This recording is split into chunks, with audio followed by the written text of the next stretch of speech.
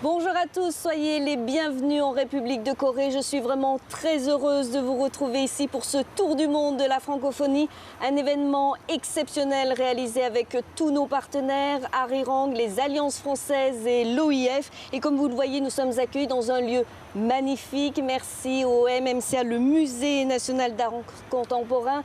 Dans cette émission, nous évoquerons la place de la langue française en République de Corée, devenue l'an dernier membre observateur de l'OIF. Nous parlerons aussi culture et gastronomie. Vous pouvez réagir sur les réseaux sociaux, notez hashtag TDMF, soit dièse TDMF. Mais avant de commencer, je vous présente Choi Jun-ho, directeur de la prestigieuse Université nationale des arts de Corée, commissaire général de l'année France-Corée. Bonjour Jun-ho, vous restez à mes côtés pendant toute cette émission. Vous représentez le parfait trait d'union entre nos deux pays. Avec grand plaisir. Bonjour Pascal.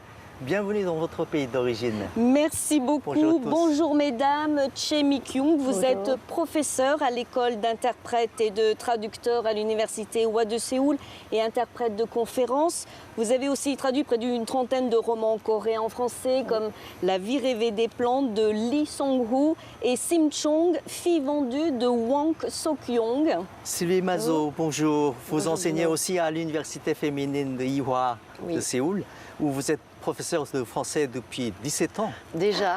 Vous organisez des stages dans des entreprises françaises, des comédies musicales et le concours Francomédia. Tout à fait. Bonjour. Bonjour Juno, bonjour Pascal. Bonjour Jendri Kim Keum-suk, bonjour. Vous avez une passion pour l'art et le dessin depuis l'âge de 12 ans. Vous êtes auteur de bandes dessinées dont Giselle et le chant de mon père. Merci infiniment à toutes les trois de nous avoir rejoints. Je commence par vous, Choi Mi-kyung. Vous avez reçu de nombreuses distinctions, dont le Grand Prix de la traduction littéraire en 2011. Vous avez été un interprète de nombreux chefs d'État francophones. Selon vous, quelle place occupe le français aujourd'hui en Corée? Le français qui était la langue de la littérature et de la culture par le passé, aujourd'hui il y a un regain d'intérêt avec les considérations économiques et industrielles est en train de devenir une langue très importante. Sylvie Mazot, la Corée est le troisième pays qui traduit le plus de livres francophones dans le monde, 800 chaque année. Pourquoi les Coréens s'intéressent tant à la langue française? La réponse, elle n'est pas tout à fait unique. Je pense que tout d'abord, le français, c'est une belle langue pour tous les Coréens. Au niveau de sa musicalité, c'est une langue harmonieuse. Donc c'est ce qui les attire en premier. Ensuite, il me plaît à croire que les valeurs que véhicule le français, telles que l'égalité, les droits de l'homme, que ces valeurs sont très importantes pour les Coréens, tout en sachant qu'en plus la plupart de nos apprenants sont de sexe féminin et il me plaît à croire que c'est ce qui les motive. Et vous, Jendri Kim Keum-suk, je rappelle que vous avez traduit plus d'une centaine de BD coréennes en français. Êtes-vous d'accord avec ce qui vient d'être dit? Tout à fait, tout à fait. En fait, je les ai traduits pas tout seul. En fait, j'ai traduit avec mon mari qui est français, qui s'appelle Loïc Jandri. À partir de 101 livres, en fait, j'ai plus compté. On a vraiment traduit de tout genre, de romans graphiques, de shoujo, un peu de webtoon, voilà. Pour Michaël Jean, la secrétaire générale de la francophonie, le combat pour la langue française n'est pas un combat contre une langue, mais un combat pour la diversité, le multilinguisme. Est-ce que vous partagez ce point de vue? Sylvie Mazot? Je suis entièrement d'accord. Préserver une langue, c'est primordial. C'est préserver un peuple, c'est préserver une identité, une culture, des traditions. Et cela est vrai au sein même de la francophonie, des pays francophones, mais encore, on peut aller encore plus loin. Il y a toujours cette guéguerre avec l'anglais, le français et l'anglais. Et moi, je pense sincèrement que les deux langues sont importantes et que le français, et en particulier parlons de la Corée et des Coréens, c'est leur plus, c'est leur chance d'avoir ce plus sur le CV. Pour des raisons économiques, en effet. Je vais vous poser à présent à toutes les trois la même question. Quelle est votre définition de la francophonie de Choi Mi-kyung? Pour moi, ce serait une organisation de grande solidarité et d'humanisme, mais aussi cette organisation ou cette francophonie en fait permet d'exprimer tout ce que l'anglais globish n'arrive pas à le faire. Sylvie Mazot? Pour moi, ça serait un melting pot passionnant de peuples et de cultures différentes avec le français en partage. Jendri Kim Keum-suk? Pour moi, la francophonie est un lien qui fait entre les gens. Non seulement entre les gens, c'est aussi, comme Sylvie Mazel l'a dit, la culture de différents pays et de différents continents. C'est l'art de vivre. Merci beaucoup. Je me permets de vous interrompre, mesdames, car je crois que Juno nous a réservé une surprise, n'est-ce pas, Juno? Oui, Pascal, c'est vrai. J'ai le plaisir de vous présenter 4 étudiantes de la compagnie de danse de l'Université nationale des arts de Corée. Elles vont nous présenter une danse traditionnelle coréenne, le Salpurichum. C'est une danse chamanique pour faire disparaître un malheur. Elle exprime le fait d'accueillir un bonheur après avoir effacé une catastrophe de la vie. Voyez.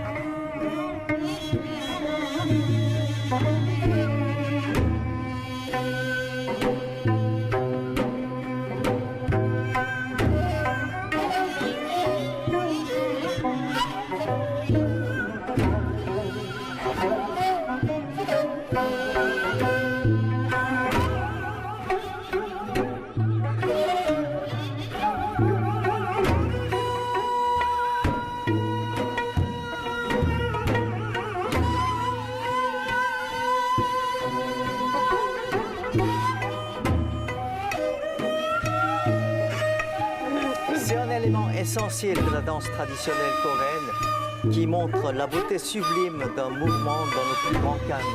On exprime un univers intérieur en mouvement plutôt que de montrer la beauté extérieure.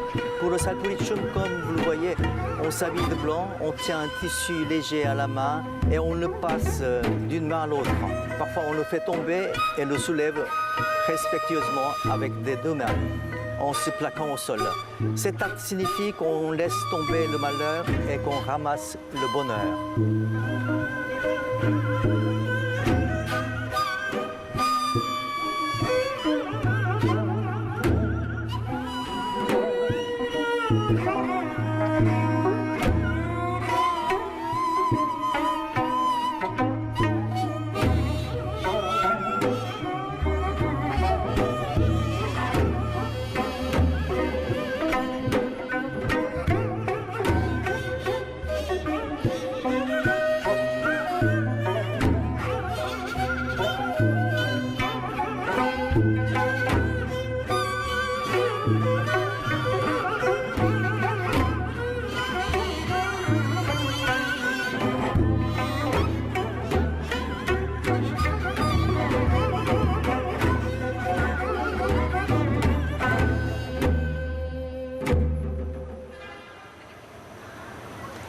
C'était vraiment magnifique. Merci beaucoup, Juno, pour cette très belle surprise. Nous allons maintenant, mesdames, parler de votre passion. Je me tourne vers vous, Jendrik Kim Keum-suk.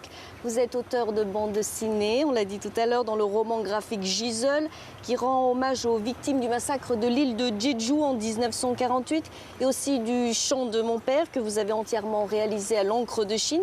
Il existe aussi une très belle version numérique de votre œuvre. Vous parlez de votre enfance, une partie se passe à Paris, et des conséquences de la guerre de Corée, pays moderne, mais toujours divisé. Racontez-nous. En fait, le chant de mon père et Jésus, les deux livres, c'est quand même, on voit bien à travers ces deux livres la société coréenne. D'abord, le chant de mon père, c'est un récit autobiographique qui parle de l'exode rural durant les années 70 et 80 en Corée du Sud. On voit bien la société coréenne, la modernisation de la Corée à travers ce livre. Et j'aurais voulu faire rendre un hommage à ma famille et à toutes les familles modestes coréennes. Mauvaise herbe, c'est le titre de votre nouvelle BD. Elle a déjà été publiée en Corée cet été. Elle va bientôt paraître en France. Quel est le thème de cette BD ? Mauvaise herbe qui parle des femmes asiatiques. Il y avait aussi une hollandaise, il y avait aussi une française, des esclaves sexuels de l'armée japonaise pendant la Deuxième Guerre mondiale. En fait, j'ai interviewé plusieurs femmes. Je suis allée en Chine aussi, dans des lieux où elles étaient prisonnières. Merci beaucoup, Jan Kim Il-kyung.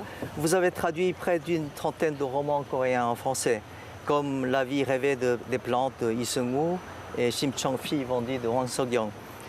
Nous le savons tous les deux très bien, il y a beaucoup de pièges dans la langue française. Quels sont les conseils que vous donnez à vos élèves à l'école d'interprètes et de traducteurs? Travailler avec assiduité. En fait, moi-même, pour ma formation, j'ai appris le français seulement en arrivant à l'université. Donc, pour l'acquérir comme langue maternelle, c'était déjà trop tard, c'est ce qu'on dit en général. Et donc, cette langue était restée pour moi toujours une langue étrangère. Je continue de faire des efforts pour améliorer mon français. Donc, je donne à mes élèves de lire beaucoup de textes littéraires, surtout français, parce que justement, le français, il est très, très riche de son patrimoine littéraire. Selon vous, la langue française est plus difficile à traduire que les autres? En fait, je traduis du coréen vers le français, et ce n'est pas du français vers le coréen. Et je crois que ce n'est pas non plus très facile. Mais bon, on y arrive toujours, et je ne pense pas qu'il y a une langue plus difficile que les autres. Sylvie Mazot, nous allons parler de vos activités très nombreuses et très variées. Je rappelle que vous êtes professeur de français, vous organisez aussi des stages dans des entreprises françaises. Vous avez créé un blog, la cerise sur le gâteau, où vos étudiants peuvent écrire des articles et surtout vous organisez des comédies musicales en français à l'université. Wow. Comment vous est venue cette idée? Tout d'abord, je pense que le fait de faire de lance de ma pédagogie, c'est la motivation, motiver mes étudiants, 2, comprendre pourquoi ils étudient le français et qu'il y a bien une raison au bout.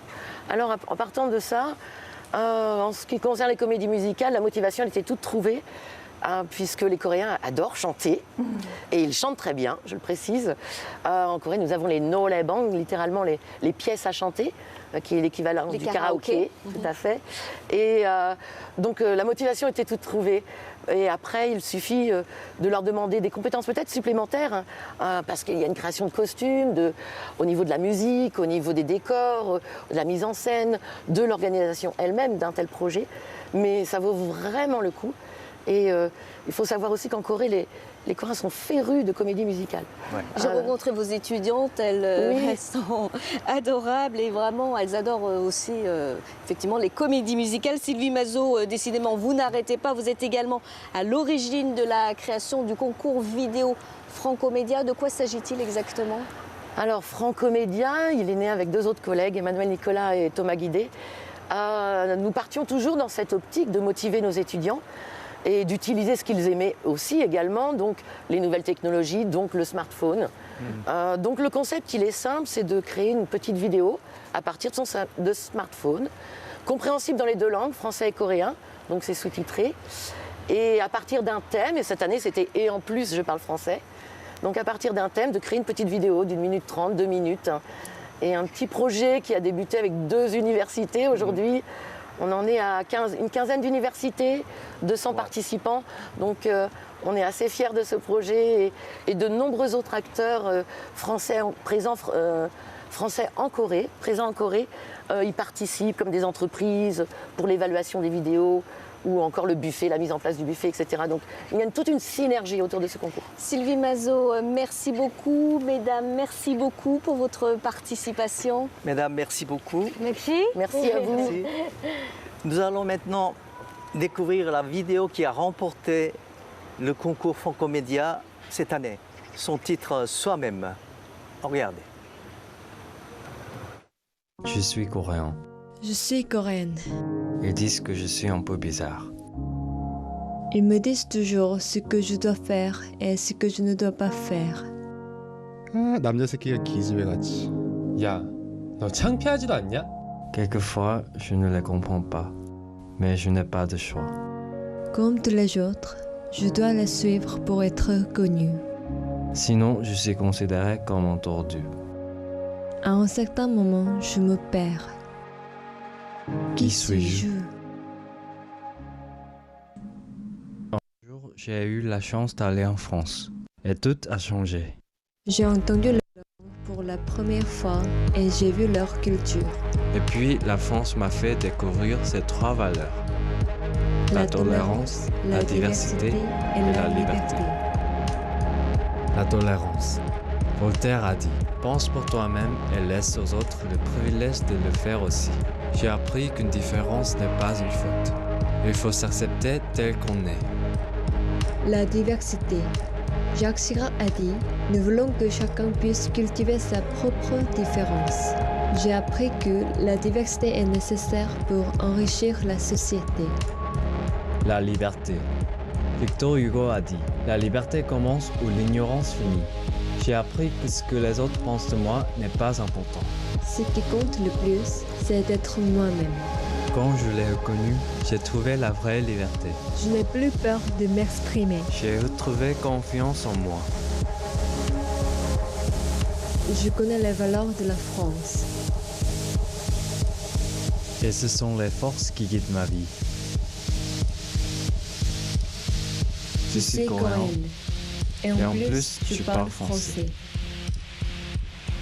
Nous allons maintenant ouvrir une page culture, deuxième grand thème de cette émission. Pour en parler, nous accueillons 3 nouveaux invités. Bartholomew Marie, bonjour. Bonjour. Vous dirigez le musée où nous sommes accueillis en beauté artistique. Le MMCA est le Musée national d'art contemporain de Corée, un musée prestigieux et l'un des plus visités au monde. Merci. Fabien Youn, bonjour ici. Bonjour. Tout le monde vous connaît. Vous êtes à la fois acteur, animateur d'une émission de radio, Le Cube, animateur d'émissions culinaires et auteur d'un très beau livre, La cuisine coréenne de Fabien Youn. Et depuis cet été, vous tournez dans un web drama qui sera diffusé sur Internet. On y revient dans un instant. Arnaud Laudrin, bonjour. Vous êtes breton, originaire du Morbihan, installé ici depuis 4 ans. C'est ça. Et avec votre femme coréenne, vous avez réalisé votre rêve en ouvrant une crêperie et un bar à vin à Séoul. C'est ça. Vous êtes aussi devenu une vedette de la télé-réalité grâce à l'émission Mon voisin Charles. Merci infiniment à tous les 3 de nous avoir rejoints. Je commence par vous, Monsieur Bartholomew Marie. Selon vous, quel rôle joue le MMCA dans la diffusion de la culture et en particulier de l'art contemporain à l'international? Et en tant que musée national, le musée est la tête d'un système artistique public très important qui présente l'art contemporain aux Coréens et au monde entier. Et non seulement l'art coréen, qui est la priorité effectivement du musée, mais aussi les développements de l'art international.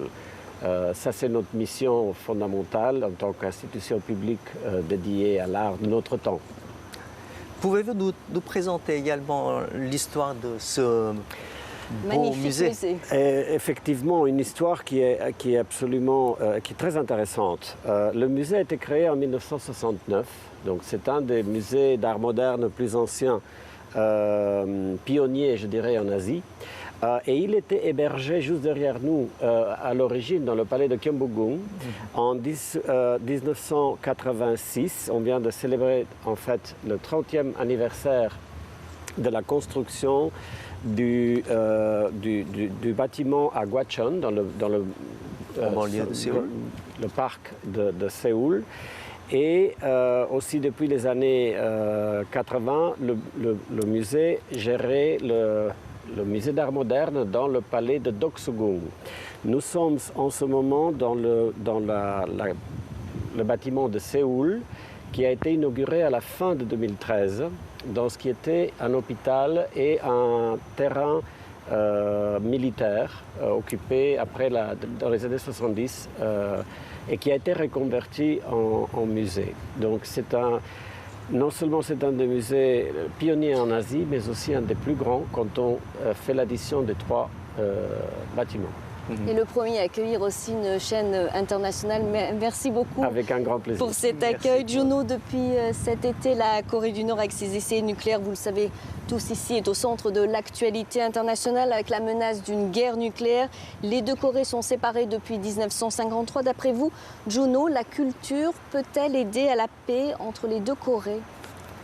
Vous voyez, dans la culture, la plus importante, c'est la langue, n'est-ce pas? Nous parlons de la même langue depuis 1 millier d'années et la péninsule de la Corée était un seul pays depuis 1500 ans. Là, à peine 64 ans sont passés en division en 2. Malgré beaucoup de problèmes politiques, militaires, les Coréens ne sont jamais désespérés parce qu'on peut se communiquer sans problème, on mange la même chose. Et on s'amuse avec les mêmes choses presque, on adore chanter comme ça. Et là, malgré tout ce qui se passe en ce moment, la culture est dedans et grâce à cela, on n'est jamais... C'est un beau message d'espoir. Et vous, Fabien Youn, qu'en pensez-vous? La culture peut-elle participer à un rapprochement entre les 2 Corées? Je pense que récemment, la culture coréenne a prouvé que ça pouvait être un vecteur d'unité, de rassemblement. On a vu récemment, notamment à Paris, il y a eu un énorme concert de K-pop qui a rassemblé des milliers de fans, non seulement français, mais aussi européens et même du monde entier. Et je pense que, comme M. Choi l'a dit, c'est un pays à la base qui est un seul pays, qui parle une seule langue unique.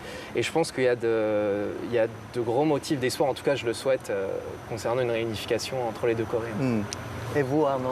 Moi je parle d'espoir également, mais peut-être un petit peu plus... négatif. Enfin, je pense que la culture, heureusement, c'est ce qui unit. Mais donc, il y a quand même 64 ans de séparation et je pense qu'il faudra beaucoup plus de choses, beaucoup plus de travail. Pourquoi pas la fête de la Bretagne pour venir jouer avec les amis du Nord. Donc, ben voilà. Ouais. Merci, Monsieur Barthomeu-Marie, pour votre participation. Avec plaisir. Merci, Barthomeu-Marie, d'avoir accepté de répondre à nos questions. C'est un plaisir. Pascal, nous allons à présent regarder ce sujet sur un phénomène culturel, K-pop, qui s'exporte déjà depuis plusieurs années à travers la planète. À ce propos, je suis très fier d'avoir organisé le premier grand concert au Zénith à Paris en juin 2010. À l'Arena. Oui. Vous y étiez, Fabien Youn? J'y étais, oui. Même les Coréens ont été étonnés de voir des jeunes de venir comme ça de tous les pays d'Europe. Et moi, grâce à mes amis français qui adorent la langue coréenne, qui adorent la culture coréenne, là, on a organisé ce concert et on a donné ça l'occasion à SM Entertainment et tous étaient surpris. Très bien, donc on va peut-être regarder, je crois, un reportage chez Juno pour parler de cette vague coréenne, la K-pop. Le plus grand festival de K-pop au monde est passé par Paris. Regardez, c'est un reportage de TV5 Monde signé Adrien Gavazzi et Julien Munzer. Ils enflamment les ados du monde entier. IOI, BTS, Block B. La vague sud-coréenne déferle sur Paris.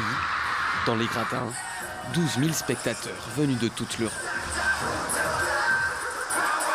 Je viens de voir une de mes idoles préférées, alors du coup, comme c'était la première fois, ça fait quelque chose, quoi. Je suis super heureuse.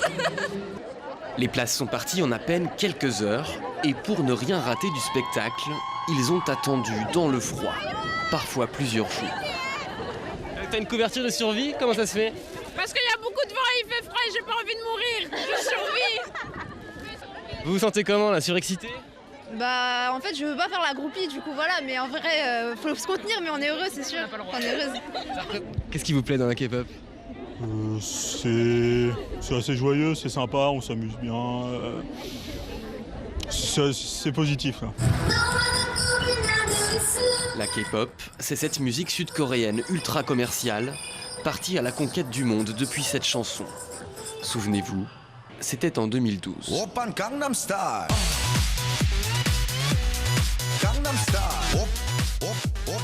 La recette du succès, une pop joyeuse, inoffensive, avec des chorégraphies au millimètre. Le tout, c'est d'imiter les stars du moment, des artistes préfabriqués par les maisons de disques, presque des idoles en Corée du Sud. S'il y a un nouveau tube qui sort, on en parle à l'école tous les matins, au travail également. Tous les jours, il y a des émissions musicales, donc oui, on peut vraiment dire que c'est un phénomène qui touche l'ensemble de la société. Le phénomène n'est pas que musical, gastronomie, mode, beauté. Avec la K-pop, la Corée du Sud exporte ses produits, une stratégie commerciale qui a déjà touché des millions de jeunes en Europe.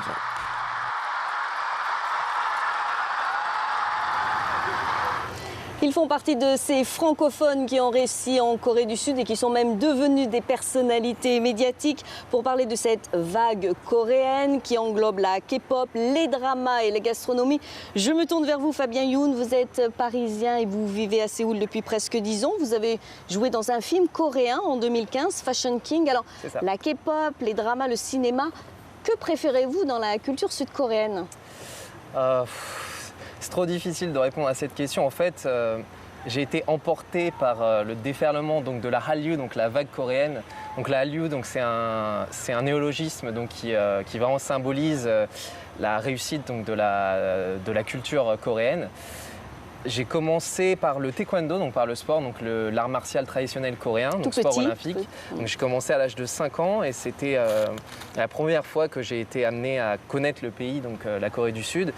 Et grâce au taekwondo, donc j'ai commencé à regarder des films coréens, à écouter beaucoup de musique coréenne, de K-pop.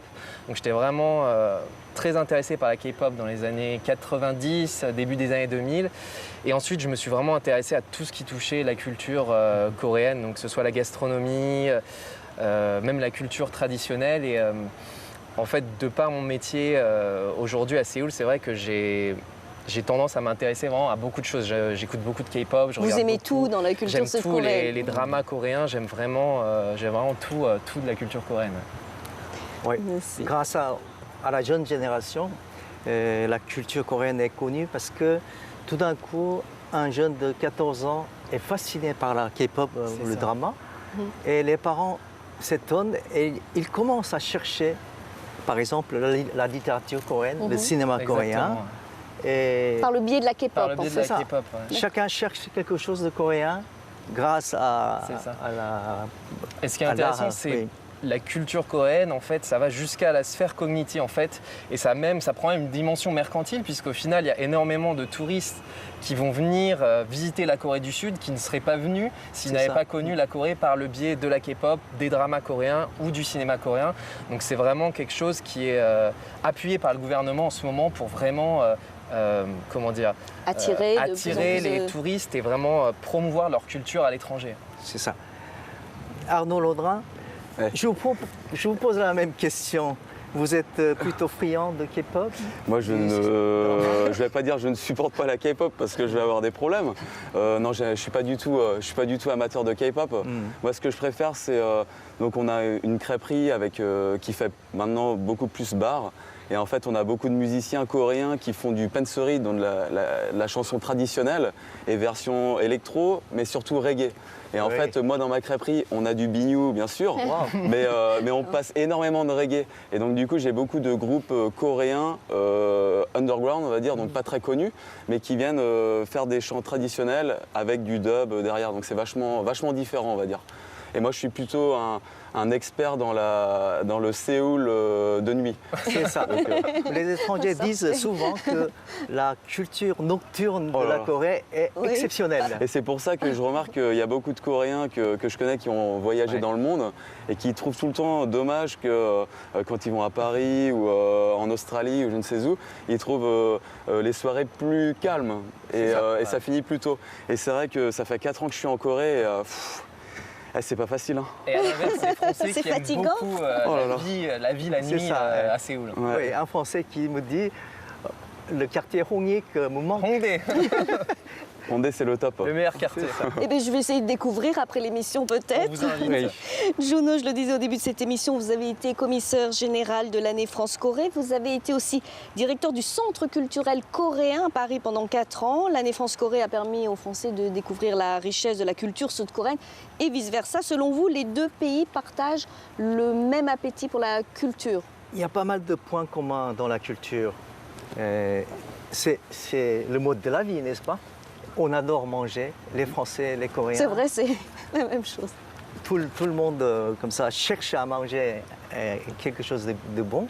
Et on adore s'amuser ensemble, bavarder. Et on est très, très curieux. En Asie, les Coréens sont les plus curieux. En Europe, ce sont les Français. C'est vrai. Voilà. Grâce à ces points communs culturels, bon, les Coréens et les Français sont assez proches. Je crois qu'il y a ce que l'on dit quand on a préparé l'émission. Vous m'aviez dit en Corée, quand on dit comment ça va, on dit avez-vous bien mangé? C'est ça. Pramoroseo, en fait, littéralement, ça veut dire est-ce que vous avez mangé du riz?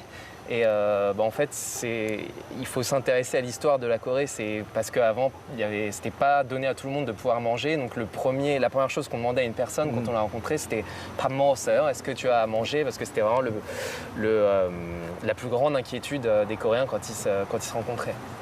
Et pendant cette année France-Corée, la gastronomie, bien sûr, a été à l'honneur chez Juno. Mais bien sûr, parmi tous les éléments de la culture, la gastronomie était en premier. Déjà avant la grande vague de l'art populaire, les restaurants coréens à Paris marchaient très très bien. Et tout le monde s'étonne parce qu'il y a plus de 120 restaurants coréens dans Paris. La plupart des clients sont français, étrangers. Ça ne se passe jamais ailleurs comme ça. Et je pense qu'en Corée, c'est exactement pareil. Moi, j'ai 29 ans et on est une génération de jeunes cuisiniers, jeunes entrepreneurs qui avons ouvert des restaurants depuis 1, 2, 3 ans. Et en fait, là maintenant, on voit vraiment que les Coréens se mettent vraiment dans la cuisine française. C'est-à-dire qu'ils ont une bonne connaissance du vin, de la nourriture. C'est un public très averti et très curieux. Oui. Une fois qu'on mange ensemble, après, on peut faire ensemble c'est ça. Tout. Soju ou wine. Et après un petit verre aussi. Généralement, après un petit, plusieurs. Et grâce à cela, voilà. L'année de la Corée en France, comme ça, se passait formidablement bien. Et je remercie beaucoup le public le français. Et grâce à la K-pop, tout cela, toutes les familles sont intéressées aux différents éléments de la culture. Et alors, ils n'hésitaient pas à venir voir et à écouter dans les événements coréens. Fabien Youn, depuis cet été, vous tournez un web drama.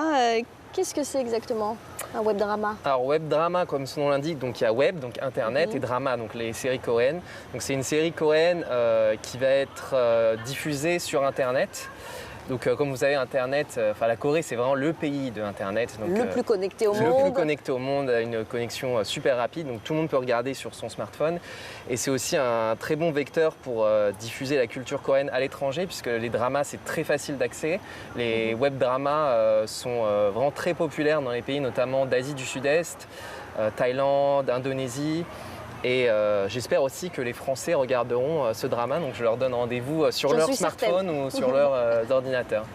Et vous pouvez nous en dire plus sur ce web drama? Alors ce que je peux vous dire, je joue le rôle d'un étudiant et c'est une rivalité entre 2 écoles. C'est tout ce que je peux vous dire pour le moment. D'accord, on sera obligé d'attendre un petit peu et d'être patient. Parce qu'il est plus de midi à Séoul. Je pense que nous commençons tous à avoir faim. Oui, c'est vrai, vous avez raison. Vous avez raison, Juno. Je vous propose donc, messieurs, de regarder cette vidéo. Elle s'appelle Mon petit coin de paradis. On se retrouve tout de suite après. Cela fait maintenant 5 ans que j'ai quitté la France, mais je ne peux toujours pas oublier le goût de ma première baguette. J'ai visité plusieurs boulangeries pour retrouver cette texture, mais toujours il manquait quelque chose. Où pourrais-je retrouver le pain au chocolat avec juste ce qu'il faut de douceur? Est-il possible de trouver un tel coin de paradis ici, à Séoul?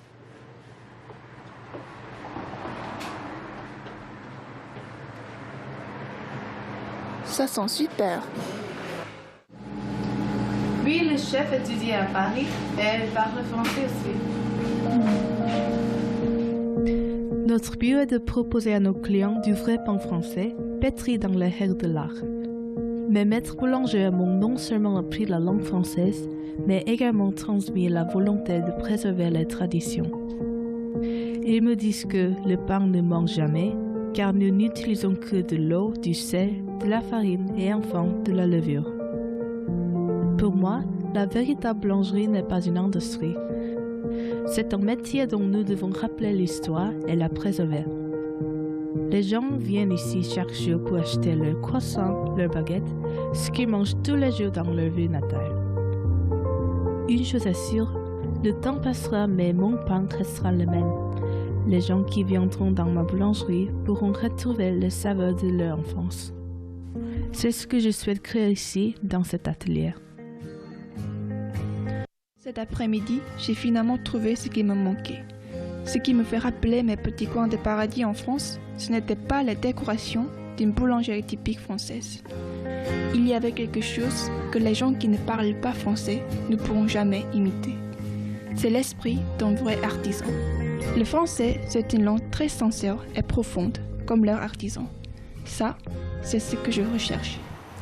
Comme promis, nous allons maintenant parler gastronomie et cuisine. On vient de le dire, la nourriture occupe une place essentielle en Corée et en France. Et je vois, messieurs, que vous nous avez apporté une petite surprise. Merci à tous les deux. Est-ce que vous pouvez nous décrire ces plats, Arnaud Laudrin? Moi, j'ai ramené ce que je fais tous les jours dans ma crêperie, de bonnes crêpes au caramel au beurre salé. Bon, par contre, j'ai vu que le caramel, il est resté là-bas, mais c'est pas grave, on peut les manger nature. Je crois que c'est à cause du soleil. Voilà. Il fait un petit peu chaud. Donc voilà, et à mon avis, là, donc je les ai faites hier soir avant de venir, mais comme il fait beau, là, elles seront tièdes, impeccables.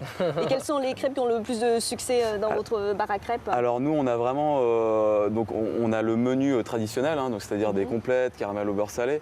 Et en fait, depuis que j'ai ouvert mon restaurant, j'ai créé la jammonime. Jammonime en coréen, ça veut dire belle maman.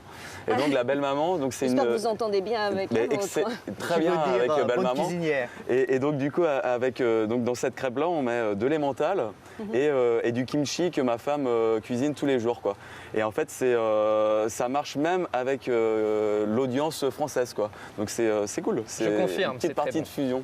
Vous avez goûté, Fabien Youn, ça vous a plu? Je confirme, c'est très bon. Ouais. Fabien Youn, vous animez une émission hebdomadaire consacrée à la cuisine des différentes régions de Corée. Vous avez publié un très beau livre de recettes coréennes. C'est ça. D'où vous vient cette passion, Fabien? C'est assez récent finalement. J'ai commencé à cuisiner à partir du moment où en fait, j'ai habité tout seul. Et en fait, je prenais des photos des plats que je cuisinais, que je postais sur les réseaux sociaux. Et une chaîne de télévision coréenne m'a contacté pour animer une émission de cuisine. Et j'ai trouvé ça assez marrant. Je me suis dit que ça pouvait être une bonne expérience. Donc j'ai commencé à animer donc, une première émission qui a été diffusée sur plusieurs saisons, qui a eu pas mal de succès. Donc du coup, je m'intéressais de plus en plus à la cuisine. Et comme je sais que les Français s'intéressent énormément aussi à la cuisine, et notamment à la cuisine coréenne, j'avais vraiment envie de présenter aux Français donc, cette gastronomie, cette cuisine coréenne qui est un petit peu méconnue. Et donc, c'est dans cette optique donc, que j'ai écrit... Est-ce que vous pouvez nous présenter d'ailleurs votre plat que vous nous avez aussi voilà, apporté? Donc le livre que j'ai écrit, oui, donc, voilà, la cuisine coréenne. Et donc de le plat, Fabien Youn. donc c'est un plat traditionnel coréen. Donc le bibimbap, c'est un petit peu le plat un des plats les plus connus. Donc bibim, ça veut dire mélanger, et pap, c'est le riz. Donc en fait, c'est un plat avec il y a plusieurs sortes de légumes, du riz, un œuf, et ensuite on doit tout mélanger. Oui. Et ensuite on mange à la cuillère. Donc c'est vraiment un plat qui est très traditionnel coréen. Symbolique. C'est comme la culture coréenne. C'est ça. D'accord, c'est le symbole avec le kimchi. On reçoit pas mal de cultures étrangères comme ça. On les transforme en culture coréenne. Exactement. C'est exactement ça. Arnaud Laudrin, vous cuisinez aussi, mais Votre spécialité est exceptionnelle en Corée parce qu'on ne connaissait pas très bien. C'est plutôt les crêpes, n'est-ce pas? Sûr. Vous avez connu sans doute pas mal de difficultés au début. Racontez-nous un petit peu. Oui, donc moi je suis arrivé il y a 4 ans donc à Séoul et donc je voulais ouvrir un restaurant, enfin une crêperie dès mon arrivée. Mais j'ai vite déchanté parce que le prix de l'immobilier, le prix des business en Corée, ça coûte très très cher et encore plus à Séoul. Et donc en fait, on s'est retrouvé avec ma femme, on s'est dit on n'a pas beaucoup d'argent. Et donc en fait, j'avais beaucoup d'amis, j'habitais dans un quartier très populaire, il n'y avait que des Coréens, j'étais le seul étranger. Et en fait, j'étais copain avec tous les ajoshi, donc les gentlemen coréens.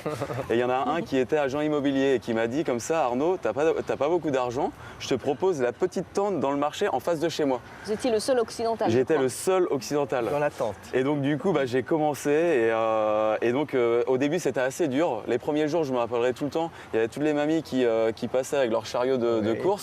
Et en fait, elles regardaient et hop, un blanc, du coup elle revenait derrière et qu'est-ce que tu fais là?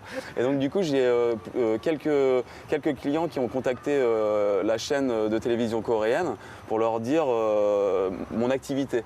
Et donc du coup ça m'a permis de faire avec Fabien l'émission Yujib Chalse, donc mon voisin Charles, Fabien anime toutes les semaines. Et donc ça m'a permis derrière de gagner beaucoup de cash, et d'ouvrir maintenant mon restaurant à Hongdae. C'est ça. Et d'être très connu.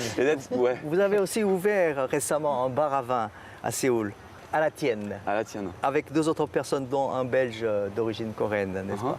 Et Thomas Kim Desruet. Donc, mon business partner, c'est Thomas Kim Desruet. Donc, il a été adopté dans une famille champenoise, donc la famille Joseph Desruet.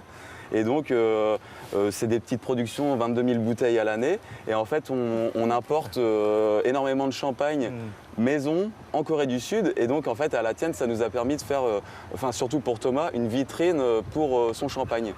Et qui est élu régulièrement meilleur champagne de Chine, de Suède. Enfin, on a tellement de médailles qu'on ne sait même plus à la fin. Vous êtes aussi devenu une vedette de la télé-réalité grâce à l'émission Mon voisin Charles.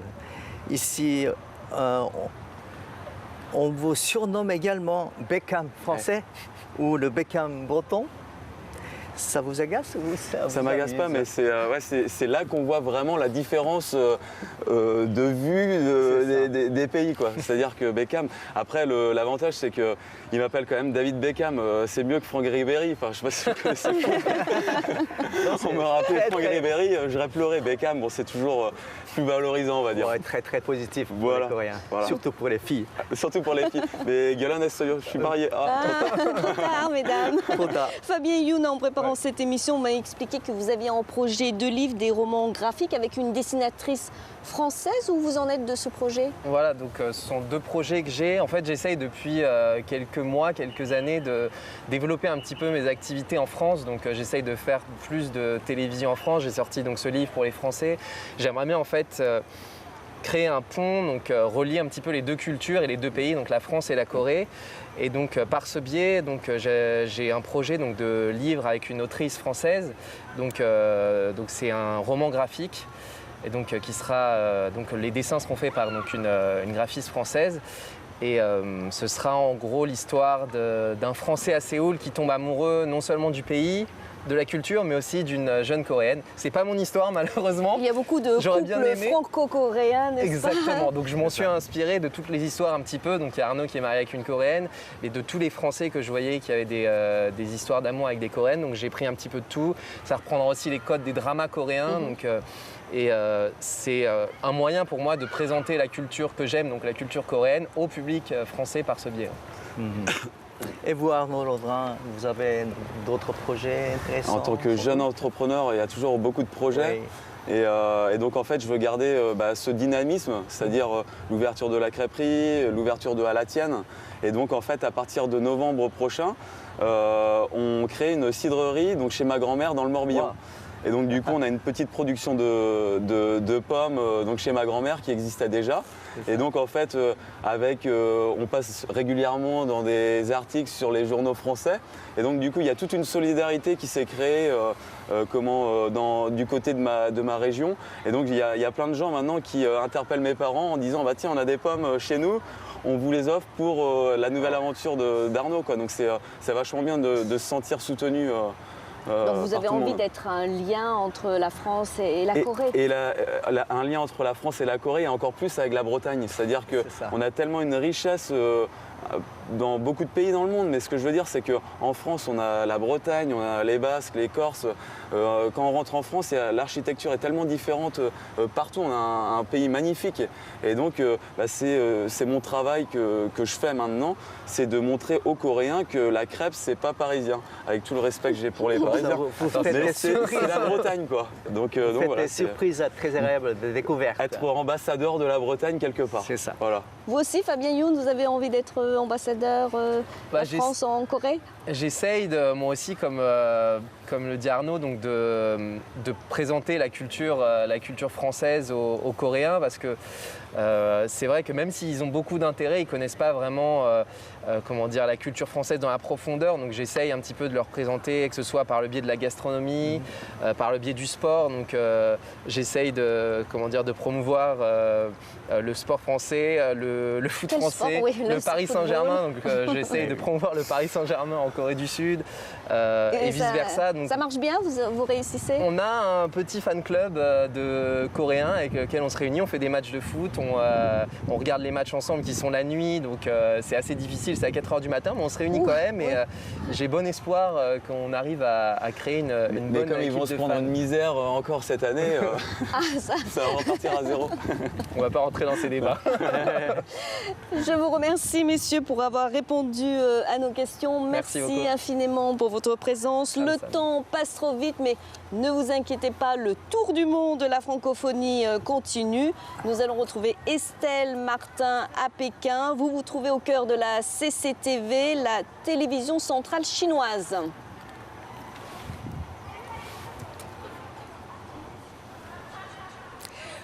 Bonjour Pascal, nous sommes au siège de la CCTV, c'est la télévision nationale chinoise qui est partenaire de cette émission événement. Voilà, nous sommes tous réunis ici, le bâtiment est impressionnant, mais les Pékinois le surnomment Takucha. C'est un petit peu familier, je ne vous en dis pas plus, à tout à l'heure.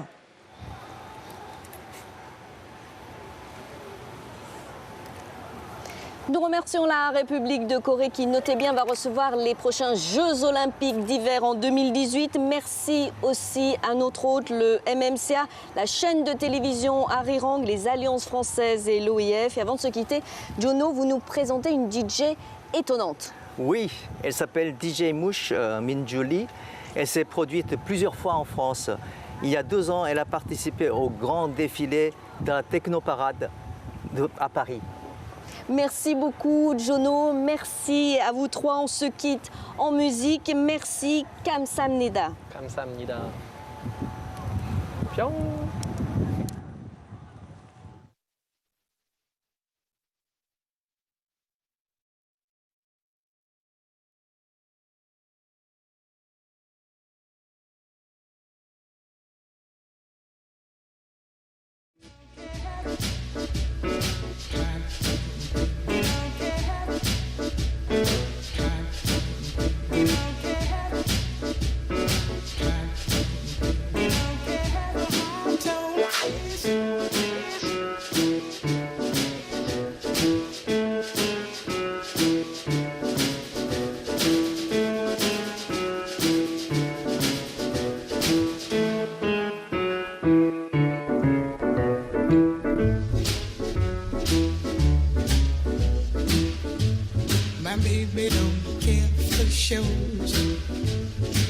baby don't care for clothes. My baby just cares for me. My baby don't care for cars and races. My baby don't care for. I don't Liz Taylor is not a style, and even Lana Turner's smile, something he can't see. My baby don't care who knows it. My baby just cares for me.